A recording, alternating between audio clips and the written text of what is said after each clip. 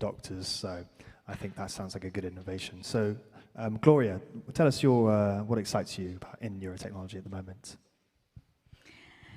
Bueno, first I would like to say thanks to First I'd like Dr. Gabriela Ramos.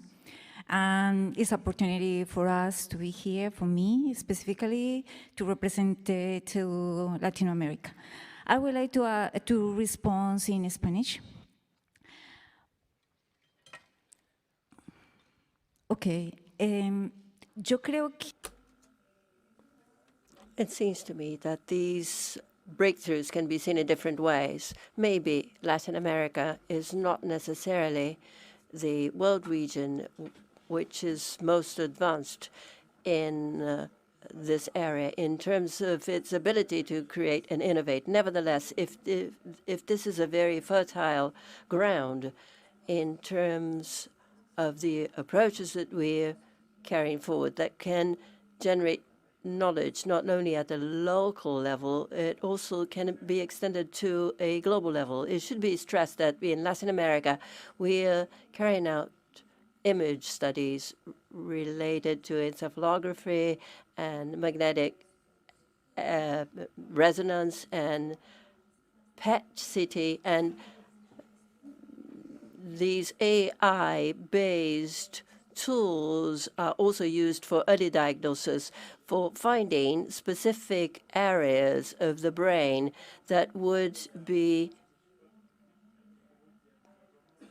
affected at a much earlier stage, of course, based on populations that are asymptomatic carriers of mutations that lead to these kinds of symptoms at an earlier stage, or that even without having symptoms, by imaging, you can detect changes in the connectivity of neuronal or neuron networks. And this, together with genomes and markers and liquidometer, has allowed us to gradually find information that can be very new in terms of early markers leading to early interventions in order to block or make prevention of neurodegenerative or neurological diseases in general. And this is from the technological point of view. But I also consider that there are other very important aspects of technology that have to be taken into account. And this relates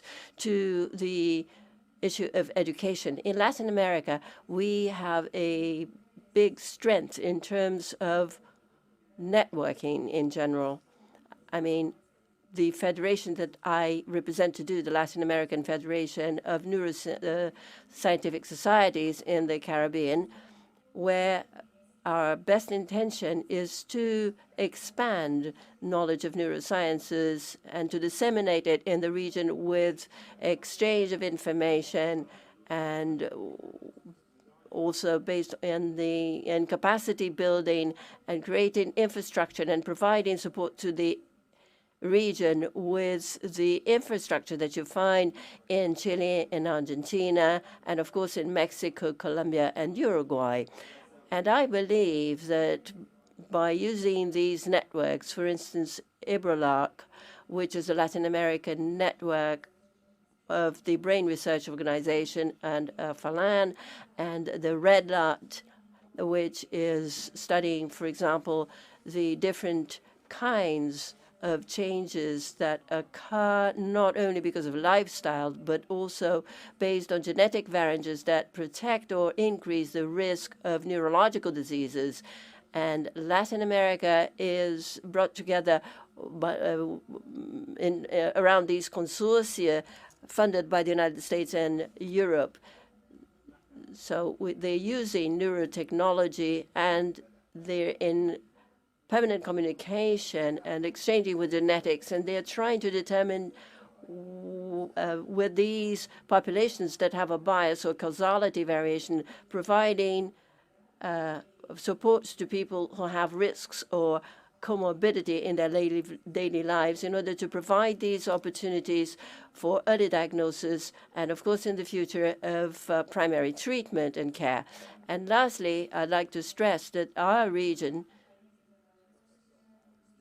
by means of the neuroscientific societies of every country, play a very important academic and scientific and social role. So I insist that this is very fertile ground in order to have an impact not only on development, but also in the building of an awareness in care, so that there are benefits and so that people can have a critical position when risks come up in the managing of these data.